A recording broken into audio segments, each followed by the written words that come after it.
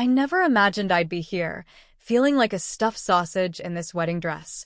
My belly is so swollen from the twins growing inside me, and the tight corset of the gown is pressing hard against my ribs with every breath I take. I sit at the head table, watching everything happening around me, but it feels like I'm not even part of my own wedding. The guests are drinking and dancing to the lively music, but their joy feels so far away from where I am right now.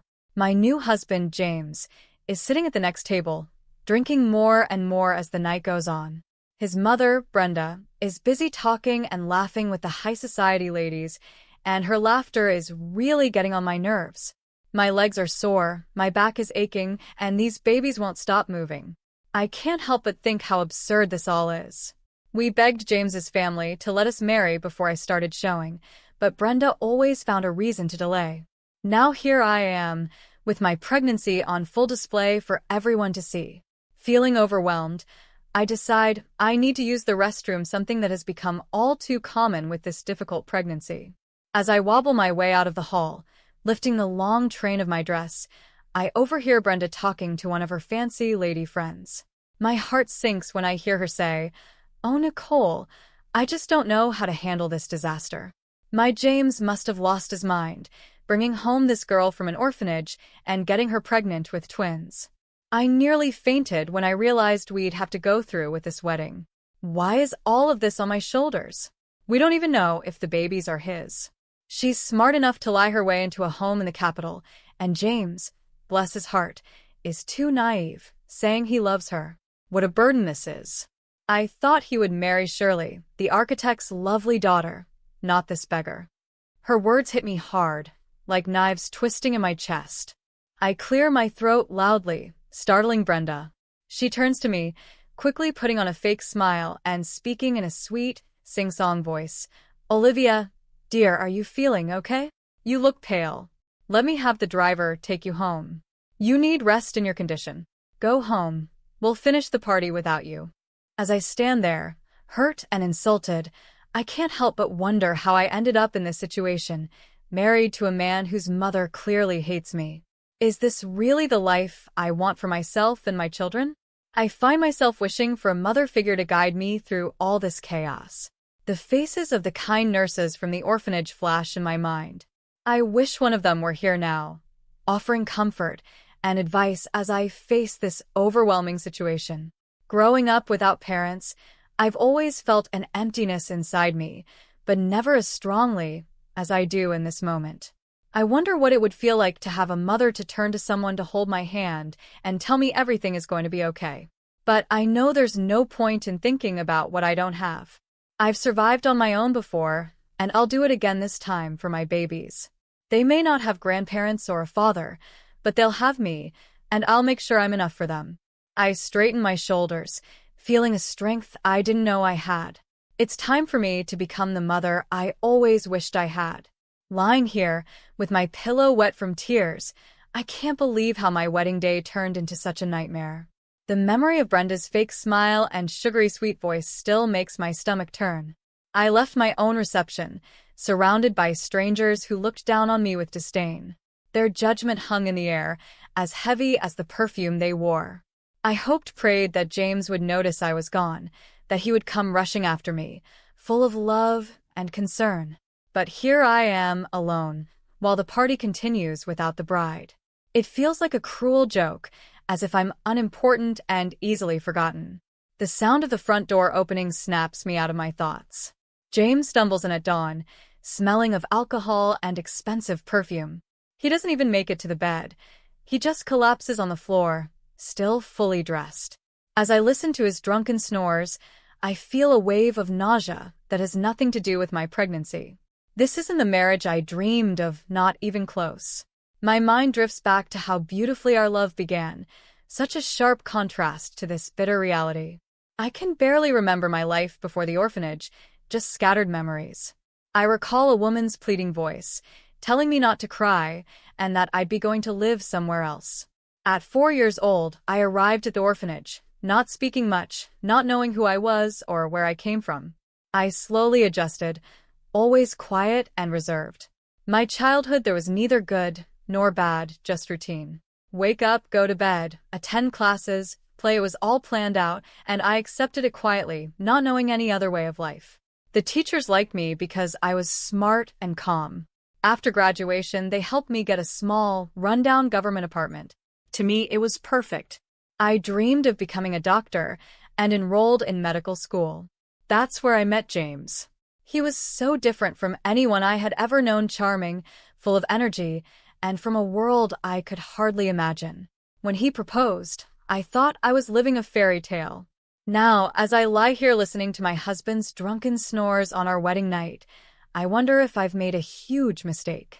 I can't help but think of all the women I saw during my medical rotations, women hurt and broken by men who promised to love them. Is that what my future holds? No, I tell myself, I won't let that happen. I've survived on my own before, and I can do it again if I have to. My babies deserve better, and so do I. As the first rays of sunlight peek through the window, I make a silent promise to myself. I'll finish my degree, become a doctor, and build a life where I'm valued and respected. If James wants to be part of that life, he'll have to prove he's worthy. And if not, I've faced tougher challenges before. I place my hand on my swollen belly, feeling the twins move. We'll be okay, I whisper. For the first time since the wedding, I actually believe it. I never thought I'd end up here, working part-time at a pharmacy just to get by. Back then, my life was simple. I was the girl with the sweet smile and bouncy curls that caught the eye of every boy. But I wasn't in a hurry to fall in love, no way. The orphanage had taught me better. I had seen too many girls lose their way, dragged down by alcohol, drugs, and bad choices. I made a promise to myself. Career first, marriage later. But the heart doesn't always listen to practical plans. It was just another day at the hospital, helping a patient after surgery, when I saw him. A handsome young man with eyes as dark as midnight. James caught my attention right away. He was so polite and charming, with a wink and a compliment that made me blush. What started as a friendship quickly turned into love before I even realized what was happening. James came from money, his mother a businesswoman, his father working in city administration. At first, I felt out of place, but I didn't hide my background as an orphan or my lack of a wealthy family. James, bless him, admired my strength and independence. He told me I was amazing for fighting on my own, studying, and working hard. He said he respected that. He even admitted that sometimes he felt weighed down by his parents' constant support and worry. I remember telling him how lucky he was to have someone care for him like that. "You think being independent is easy?" I'd said. "It's scary, not having anyone to fall back on." We started dating, and before I knew it, I had fallen in love. All my old resolutions gone. James was caring and gentle. He promised we'd be together forever, and I believed him.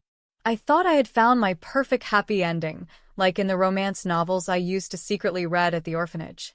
But a few months later, everything changed. I started feeling strange, always tired, and crying for no reason. My period was all over the place. When I saw those 3 lines on the pregnancy test, it felt like the ground had disappeared beneath me.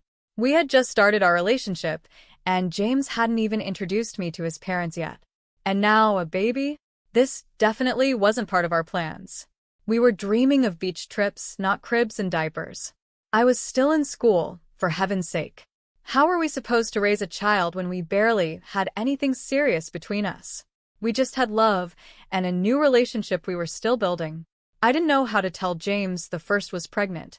I kept putting it off, getting more anxious with each passing day, until I finally realized I couldn't wait any longer. With my heart in my throat, I decided it was time. I took a deep breath, my heart racing. "Honey, I need to go to the doctor tomorrow," I said, trying to keep my voice steady. "Would you come with me? I really need your support, please." James's face filled with worry right away, and he agreed without a second thought. He asked if I was sick, his voice full of concern. I gave him a vague answer, telling him we'd know everything by tomorrow. The next day, I led him into the ultrasound room, my palms sweaty, my stomach flipping. The news was even more shocking than we expected. I was pregnant with twins. Even the doctor looked surprised, checking my belly carefully before saying, "Congratulations, it's twins," with a smile. His cheerfulness was the complete opposite of James's reaction. On the way home, James couldn't stop pacing and talking, his words hitting me like a ton of bricks. "How could this happen?" he demanded. "I'm going to be a doctor. How did I not think to protect us? Now we're in real trouble. How can I tell my parents? They'll kill me." He kept going, saying how his tiny apartment was already too small for the two of us, let alone for four. He didn't even have his own place yet, he reminded me. His father had promised him a luxury apartment as a wedding gift, but now who knew how his parents would react? I felt like I was drowning in a sea of emotions, fear, guilt, and uncertainty. Tears streamed down my face as I whispered that I didn't know what to do. I told him I was just as shocked and unprepared as he was. I still had to finish school, and now there were twins. But then, something inside me snapped. "Don't yell at me like this is all my fault," I said, my voice stronger than I felt. "You were there too. I didn't make these babies on my own." My voice cracked as I finished, but I stood my ground. I voiced my biggest fear. "Are you going to leave me now?" As I stood there waiting for his answer, it felt like my whole future was hanging in the air. Would he stay with me? Or would I end up alone, just like I'd always been afraid of? In that moment, I realized that no matter what, I had to be strong for myself and for the little lives growing inside me. I never imagined I'd be in this situation, stuck between love and judgment, hope and despair. James's hug should have made me feel better, but his words felt empty. He said the babies were his too, and apologized for losing his temper. He said we needed to tell his parents and somehow get married. He promised we'd figure it out together, though he didn't really know how. I felt a bit of relief, but it didn't last long. When we met with James's parents, their reaction was as cold as a winter morning in Alaska. James tried to break the news gently, telling them we were in love and expecting twins. He begged for their understanding, admitting we were just as surprised as they were. Brenda Smith, his mother, clutched her chest and gasped like she'd been shot, while his father just frowned, staying silent. What followed was a long, humiliating questioning, like they were putting my life under a microscope. With every question, I could feel myself becoming less and less acceptable in their eyes. Not only was I pregnant with twins, but I was also an orphan with no family and no money. In their eyes, I was a terrible match for their only son. But they had no choice, they had to accept me as their son's bride. They decided to rent out my tiny apartment and have us live in their mansion. At least, they reasoned, there would be space for the children to play. And just like that, a new chapter of my life began. Adult family life. No more working at the pharmacy. Either my future in-laws were firmly against me working in a shop. I was thankful they at least let me finish my studies. There I was, taking my final exams with a belly as big as a watermelon. I had always dreamed of getting married before my pregnancy showed, wanting everything to be perfect. I imagined dancing with my love, trying on different wedding dresses, and picking out veils and accessories. A wedding, after all, is more than just a celebration for a woman. It's a symbol of love, a rite of passage, a memory to cherish for life. But Brenda Smith had other ideas. She delayed the wedding 4 times, each time with a new excuse. First, it was an illness, then high blood pressure, then work obligations, or the season wasn't right. It felt intentional, like Brenda was trying to delay the wedding until I was in my 3rd trimester, looking shapeless and far from beautiful. Maybe she wanted to make a fool of me in front of the guests. Brenda was a tough woman, without any sign of compassion, respect, or kindness. She controlled the entire family and their business with no one daring to question her. As I lay in bed each night, my hands resting on my growing belly, I couldn't help but wonder what I had gotten myself into. Was this the family I wanted for my children? For myself? But then I'd feel a small kick, a reminder of the little lives counting on me, and I'd gather my strength. I might not have chosen this situation, but I was determined to face it for my babies and for myself. In the Grand Smith mansion, Brenda's smile was always as bright as polished silver when others were around. But as soon as James came home from work, she would pull him into his father's study, and her true nature would come out. "Darling," she'd coo, her voice full of fake concern, You won't believe what your fiancé did today. She ruined your silk shirt. The foolish girl washed it on the wrong setting. And she's been lounging around all day, acting like she owns the place. Where did you find her again? You've barely known each other, and she's already pregnant with twins. Are you sure they're yours? There's never been twins in our family, you know. It's genetic, after all. Brenda's words cut deeper as she continued. Why burden yourself with this? What's so special about her? She's a simple girl, not even that smart, and she hasn't even finished school yet. She doesn't have a penny to her name. Can you imagine 3 babies crying all the time? It would drive me mad, and it will drive you mad too. You're still young, James. Your whole life is ahead of you. And now you want to tie yourself down with sleepless nights and all this responsibility? You're still just a child at heart, used to living with mommy. Are you sure you're ready for this? You don't need to worry about children who might not even be yours. Wake up while you still can. James, clearly upset, would defend himself. He asked his mother what she was suggesting, that he throw out his pregnant fiancée. What would people think? He insisted he truly loved me, even admitting he didn't want kids right now and couldn't imagine what life would be like with them, but he said we'd get used to it. What else could we do? Brenda's smile would turn even sweeter, almost sickening, as she replied, Of course, we don't need to throw Olivia out. That would be cruel.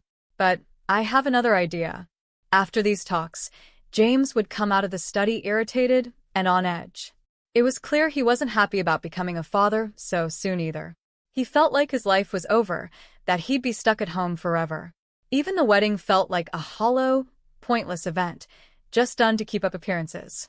I stand there watching James mumble something I can't even understand before the registrar. His hands are shaking as he slips the ring on my finger. This moment, the one I dreamed of since I was a little girl, feels empty, like a badly rehearsed play. After the ceremony, he disappears into the celebration, not even noticing when I quietly slip away, too tired and heartbroken to keep pretending. Is this how a man in love acts? Where is the tenderness, the warmth we used to have? It's as if our unplanned pregnancy erased every bit of affection between us. 3 weeks go by, and there's no talk of a honeymoon. James's parents are watching every penny that was gifted to us as newlyweds money I haven't even seen. We start arguing over the smallest things. He's annoyed by my tossing and turning at night, complaining that I keep him awake. Before I know it, he moves to another room. My heart breaks a little more each day.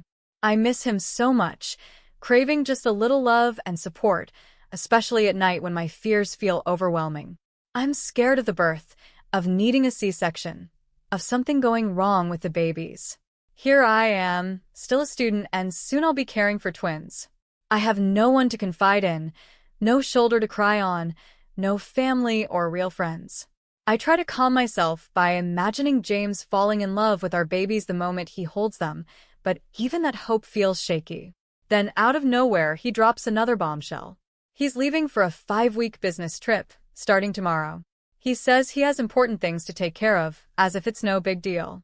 Tears fill my eyes as I beg him, asking how he can do this. I'm already struggling, feeling unwanted by his mother and judged by his father. And now he's leaving me? What if the babies come early? I've read that it's common with twins. What am I supposed to do if I'm alone? The doctors still aren't sure if I'll need a C-section. How can he abandon me now, at such an important time?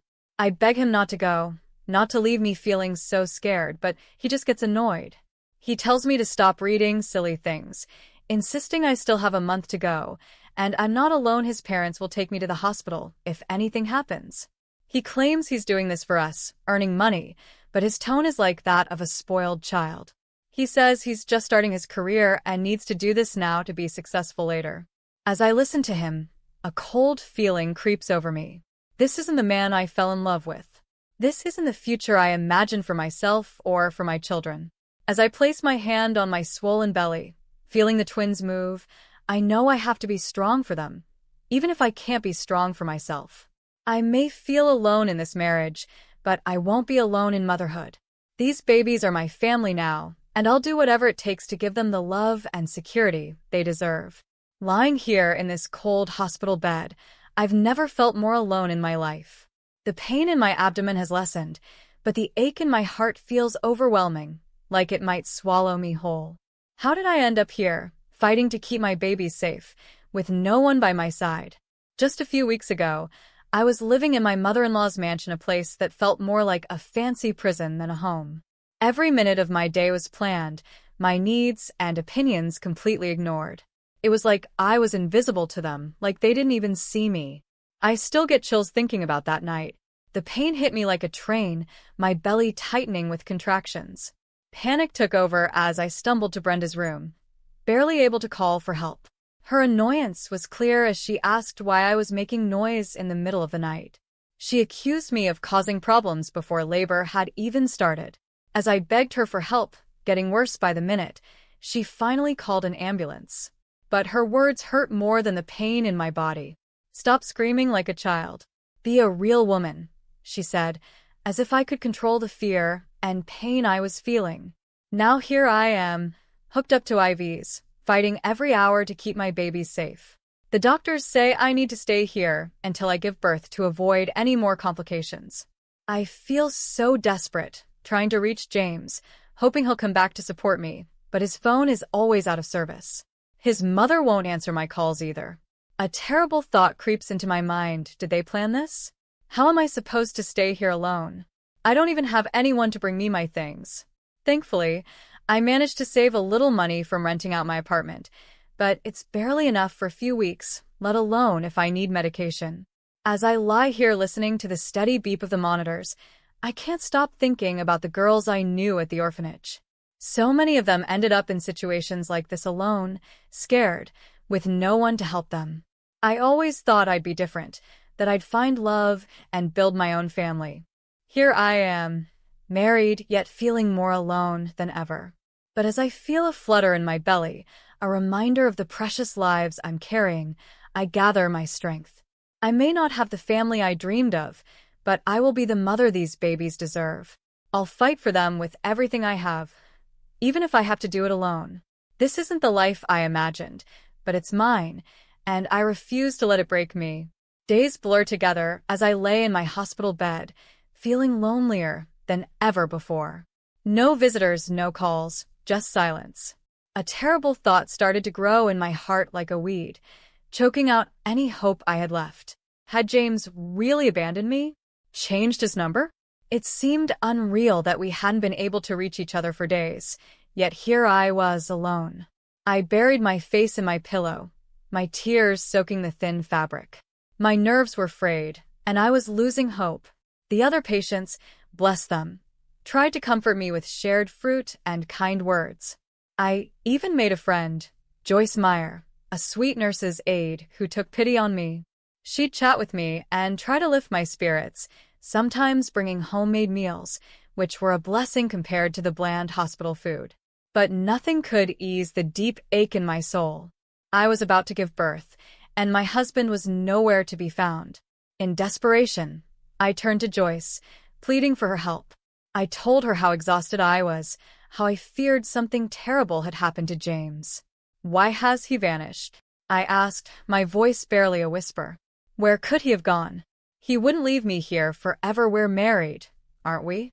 The words tasted bitter as I spoke them, voicing my deepest fears. What if something had happened? I handed Joyce a note and begged her to deliver it to his address. "Please, I need to know. I think I'll go mad with these thoughts," I told her. Joyce, bless her heart, agreed to help and promised to go after her next shift. I waited anxiously, torn between hope and dread. But when Joyce returned, her news hit me like a physical blow. She told me she had seen James, alive and well, leaving the mansion with another woman. When she approached him with my note, he looked at her strangely, then at the woman in blue beside him. He told Joyce she must have the wrong address, that he didn't know anyone named Olivia. He didn't even read the note, he just tore it up and threw it away. Joyce said she could tell by his shifty eyes that he was lying. "He's abandoned you," she said softly, her voice gentle but her words cutting deep. "He's decided to forget you." As Joyce's words sank in, it felt like a balloon of pain exploded inside me. Tears streamed down my face, and suddenly I felt a rush of water between my legs. Joyce's eyes widened as she shouted that my water had broken. She rushed to get the doctor, telling me to hang in there and that she'd be right back. In that moment, as the first contraction hit, I realized this was it. I was about to become a mother alone, heartbroken, but determined to be strong for my babies.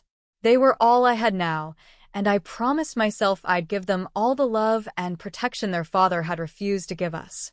This wasn't the beginning I had dreamed of, but it was our beginning, and I was ready to face whatever came next for my children's sake.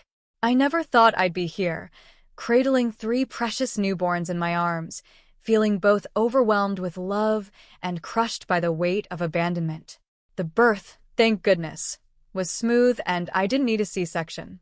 But as I looked down at my beautiful baby boy and girl, reality hit me hard. I couldn't even hold both babies at once. My voice broke as I whispered, "I don't even have a stroller." Tears ran down my cheeks as the enormity of my situation sank in. Joyce, my angel of a nurse's aide, tried to comfort me. She told me not to worry, that everything would be okay. She even mentioned her brother, Paul, who might bring flowers and balloons. "You're not alone," she assured me, and I clung to those words like a lifeline. She told me about Paul, kind and compassionate, with a limp from saving a child from under a truck. Joyce promised to contact City Hall to look into bigger apartments or financial aid. She and her brother would help me, she said. Her words were meant to be comforting, but they only reminded me how truly alone I was. When the day of discharge came, my hospital roommates helped me get ready. It felt strange putting on makeup when my world had fallen apart. City Hall officials even arrived to take pictures for their records. Paul, Joyce's brother, was waiting downstairs. He was tall and friendly, despite his noticeable limp. He handed me flowers and gave me a hug, whispering words of encouragement. Just then, a local TV crew arrived, looking for heartwarming stories about new mothers. They focused on me and the twins, asking about my first impressions and expectations. I forced a smile, trying to look composed for the cameras. After the whirlwind interview, Joyce and Paul helped me into a taxi. When I finally entered my tiny apartment, I let out a deep sigh, followed by more tears. How was I supposed to manage 3 babies alone, without even a crib or a stroller? But beneath the fear and uncertainty, there was a fire burning inside me. I was angry at James. I felt discarded, like I wasn't good enough. But in that moment, I made a vow to myself and my babies. We would survive. We would thrive. And we would prove that we didn't need a man like James or his family. I won't ask them for a single penny. We'll make it on our own, no matter what. As I look at my sleeping twins, I feel a strength I never knew I had. We may be starting with nothing, but we have each other, and that's everything. In the luxurious Smith family mansion, excitement filled the air. A local news story had just featured a heartwarming piece about a brave mother who had given birth to twins. The whole family watched as Olivia was seen on TV being greeted by a man with a noticeable limp. The clip was short, focusing mostly on Olivia and her babies. Brenda Smith's sharp voice cut through the room. She exclaimed that this proved what she had suspected all along, that the babies weren't James's. She declared that the real father had finally shown up. James, torn between his love for Olivia and his mother's influence, struggled to understand what was happening. He suggested that maybe Olivia had just asked someone for help. He admitted they had made a mistake by abandoning her and the children, his voice full of regret as he confessed he still loved Olivia. He reminded his mother that they were, after all, still married. Brenda's anger was clear as she scolded her son for being naive. She refused to believe that the twins could be James's, insisting that strangers' children wouldn't be welcome in her home. With a cruel smile, she predicted that Olivia wouldn't last long on her own. She mentioned that she had heard Olivia was seeking government help, but she was confident that her husband's connections in city administration would block Olivia from getting public housing. Brenda sneered, saying Olivia would soon come crawling back with no way to support herself. She almost seemed happy as she declared that Olivia's true colors as a deceitful orphan had finally come to light. James, as always, was swayed by his mother's strong personality. Years of strict parenting had left him unable to form his own opinions or stand up to her. Despite his love for Olivia and his deep regret, he lacked the courage to go against his mother. He continued to follow her cruel plans, secretly hoping that Olivia would return and they could make things right. The scene shifts to one of Brenda's important business presentations. She was beginning her speech in front of a group of top executives. The large screen behind her was ready to display her carefully prepared slides. However, due to a technical glitch, the screen started showing a rerun of the local news instead. Right at that moment, the report about Olivia and her twins appeared on the screen, showing Paul helping her. The entire audience was shocked. Many people in the room had attended James's wedding and recognized Olivia. They were confused. Why wasn't James with her? Who was this man? And, most importantly, what did this have to do with the business presentation? Realizing her mistake, Brenda quickly switched the screen back to her slides, apologized, and continued her talk. But by then, everyone in the room was whispering and discussing the unexpected video they had just seen. One businessman, Larry King, could barely stay focused until the end. He was shocked because he recognized the man in the video. Paul was the same person who had saved his 10-year-old son from a traffic accident a year ago. At the time, Larry had been away on a long business trip and wasn't there when the accident happened. When he got back, he studied the intersection footage and remembered the face of the man who had saved his son. But the man's identity remained a mystery because he had left while the paramedics were treating the boy, even refusing help for his own injuries. Larry had always wanted to thank him in person, and now he had finally seen him again. Wasting no time, Larry used his connections to find out more. He discovered that Brenda's son had abandoned his wife and children, not even being there when Olivia was discharged from the hospital. Larry found out where Olivia was living and decided to visit her. Knowing there were young children, he bought diapers and toys, wanting to bring something helpful. When he arrived at Olivia's door, he was greeted by a pale, tired-looking young woman. She seemed surprised to see him, but despite being strangers, Olivia quickly began to talk. I opened the door, my heart skipping a beat when I saw a face I didn't recognize. For a second, I was thrown back to the day James left, feeling that same mix of hope and dread. But this wasn't my husband, it was someone else. Suddenly, I became aware of how messy I must look.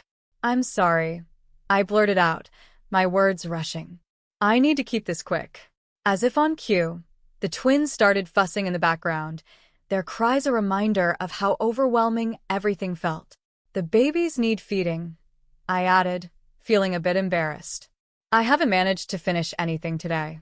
Then, I caught the smell of burning food and added, "And I think my stew is about to burn. I need to check on it." The man, who introduced himself as Larry, handed me some bags and asked about Paul, the man who had helped me at the hospital. As he spoke, I felt a flood of emotions: gratitude for Paul's kindness, shame about my current situation, and a small flicker of hope that maybe, just maybe, things could get better. "Thank you," I said, my voice thick with emotion as I accepted the gifts. "Paul is Joyce's brother, the nurse's aide. We became friends at the hospital." I couldn't help but add, "He's a good man, kind. He helped me bring the babies home. I couldn't have managed alone." Bitterness crept into my voice as I continued. "My shameless husband abandoned us, but God will judge him, and his mother will survive without them." As I scribbled down Joyce's contact information, I felt a lump in my throat.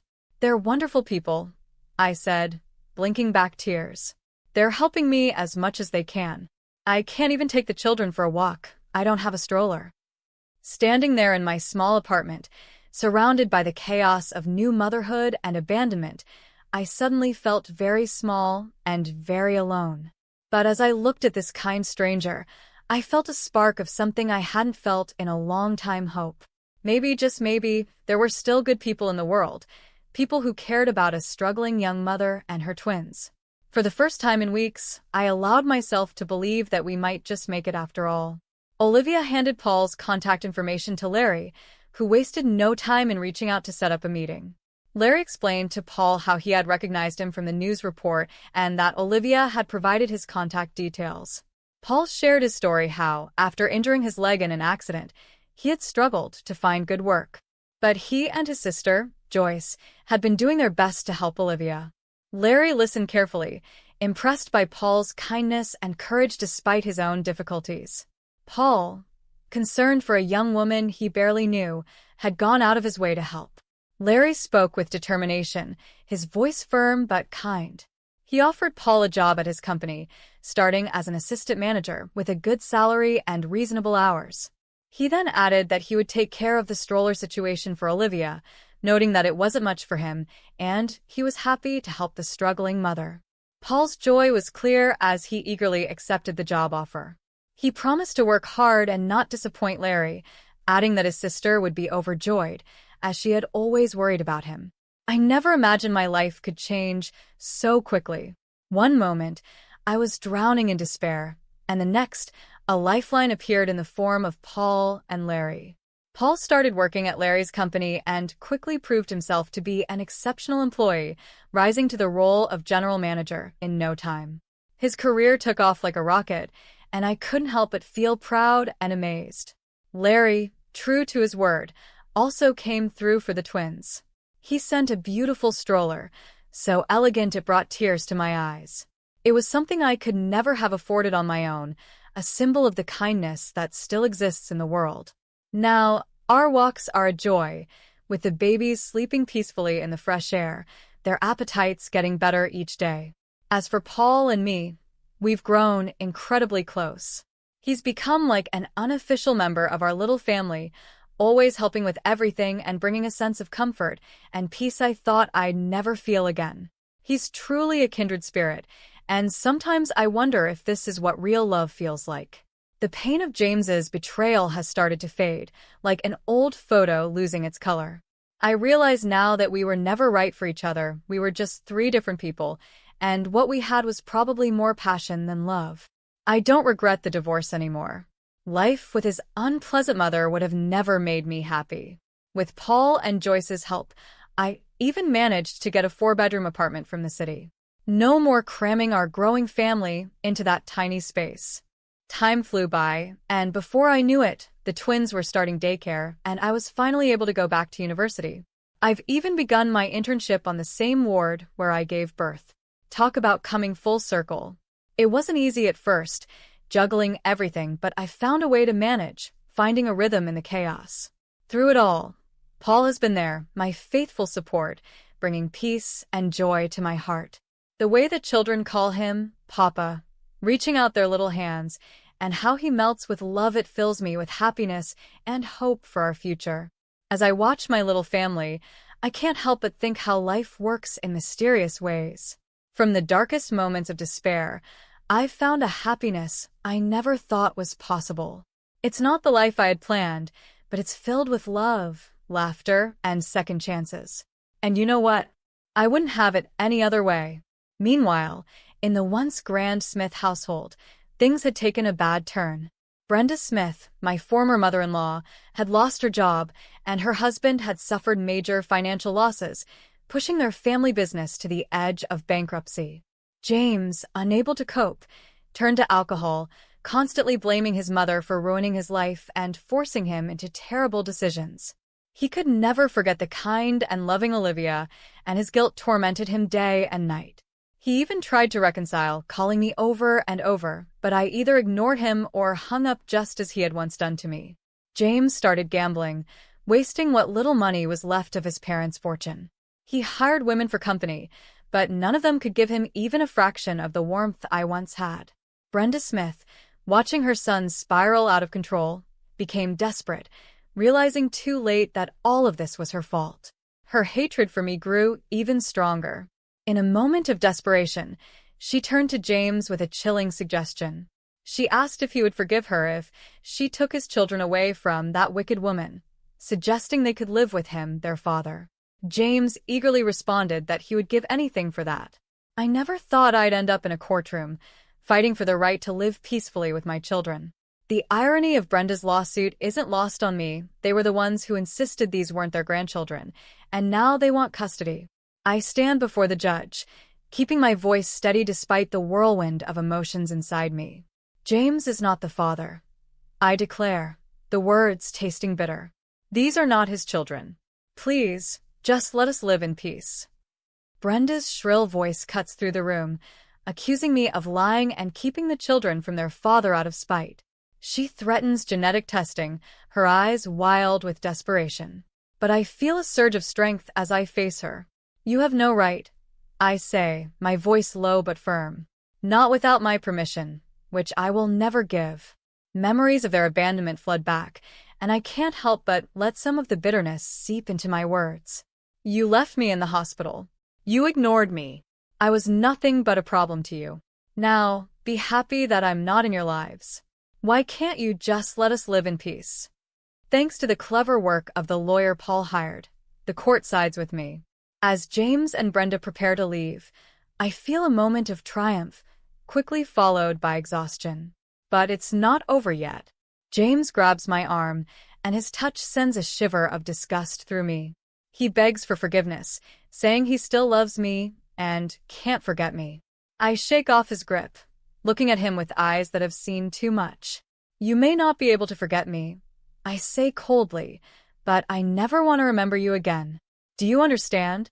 The words pour out, years of hurt and anger finally finding their release. "What kind of husband and father are you?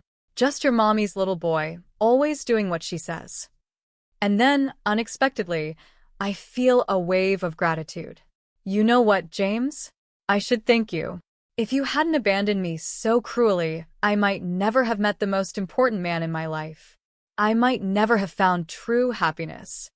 I straighten my shoulders, feeling taller and stronger than I have in years. "I'm not saying goodbye," I tell him. "I'm saying farewell forever."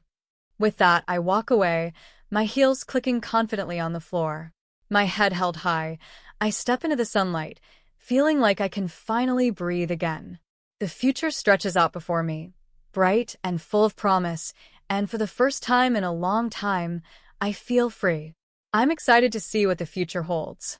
After the trial, James completely lost control. He started gambling and drinking a lot, and grew to hate his mother deeply.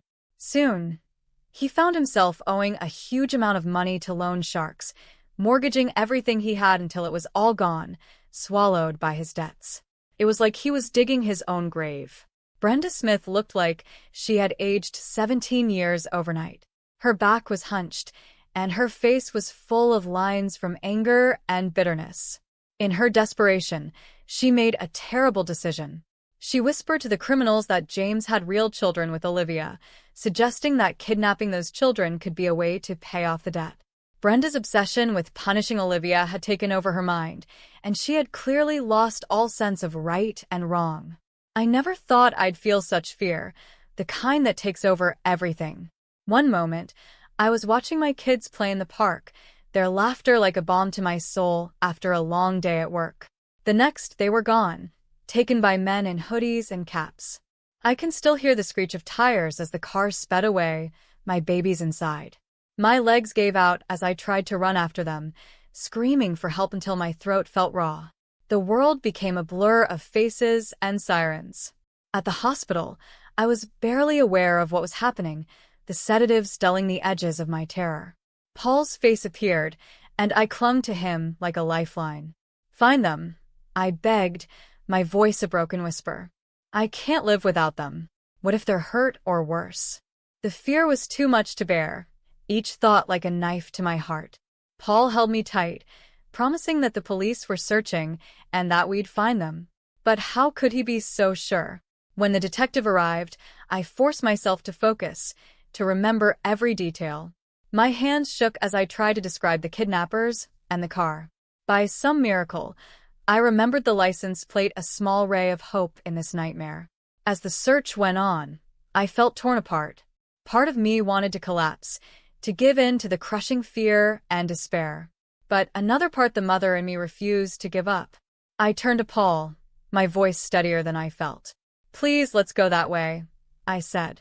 "My heart will find my babies. I'm not lying." He hesitated, and I could see the doubt in his eyes. My heart was pounding in my chest, each beat reminding me that my children were out there, waiting for me to find them. Paul tried to reason with me, saying I was too weak to go looking. But he didn't understand. I looked at him, my gaze burning with the love and desperation only a mother can feel. "If you won't take me," I said, my voice low and determined. Then I'll leave this hospital and find my babies on my own. I'll tear apart anyone who stands in my way. I'll dig up the earth with my bare hands if I have to. I have to. I can see the struggle in Paul's eyes, but he gives in, and we head to the search site. We drive through nearby villages showing pictures of the twins, but no one has seen them. As darkness falls, Paul tries to convince me to go back, but I'm filled with a fierce determination. No, I say, my voice breaking. I'm not going back until we find them. Please understand, my heart is about to stop. I can't eat or sleep anyway. Let's just ask a few more people. Just as we're about to leave the last village, I spot a forest ranger's cabin. My heart leaps into my throat as I run toward the window, desperate for any help. The bearded ranger listens to my panic story and tells us about a hideout in the swamp where the kidnappers might be. We set off with him, hope and fear battling inside me. At the hideout, we see a faint light in a small window. Suddenly, there's a scuffle and then a gunshot. The ranger quickly subdues a man, and we find my terrified children inside. The man claims he saved the children from criminals and brought them to the cabin for protection. As we bring the children home, relief washes over me like a tidal wave. Holding them in my arms again, joy and gratitude overwhelm me.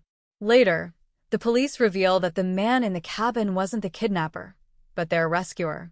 He leads the authorities to where the real criminals were hiding, and evidence is found that exposes Brenda Smith's evil plan. She is sent to a mental institution, and James's life spirals even further with his father dying of a heart attack and their family business collapsing. Looking at my children, safe in their beds, I realize this nightmare has finally ended, though the fear still lingers, a reminder of how quickly everything can change. I promise myself to hold them closer, love them more fiercely, and never take a moment for granted again. I never thought I'd find peace after everything we've been through, but here we are, sitting down to dinner with Scott, the man who saved our children. As I watch Paul thank him, calling him a true hero, a warmth spreads through my chest. Scott humbly responds, saying I'm the real heroine for never giving up, and his words bring tears to my eyes. I smile softly and say, we just did what any parent would do, but deep down I know it was more than that. As Scott shares his tragic past, I see my own pain reflected in his eyes. When Paul offers him a job as the caretaker of our property, I feel a surge of pride and love for this man who has become my rock. I join in, telling Scott that it's our turn to do something for him, and I mean every word. The thought of Scott spending time with our children, teaching them to fish and sharing his stories, fills me with a sense of wholeness I never thought I'd feel again. As we sit around the table, sharing stories and laughing, I realize we've found more than just the man who saved our children. We've gained a new member of our family. Watching Scott settle into his role as caretaker and seeing our relationships grow, I'm reminded of how life can surprise you. Every moment we spend together feels like a gift, and each shared experience is a treasure. On weekends, while the men fish and I watch the kids catch butterflies or enjoy the sun, I look at my little ones with a love so deep it takes my breath away. I think back to how scared I was of having twins, worrying that I'd be overwhelmed. That first year was tough, but now I have 3 little miracles who love me, who call me mommy, with so much affection. It's fun, it's wonderful, and it's the best reward I could have ever imagined.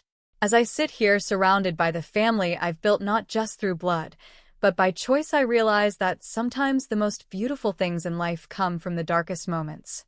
We didn't just survive, we thrived. And that, my friends, is the greatest story of all. If you enjoyed this story, I'd be grateful if you could give it a like and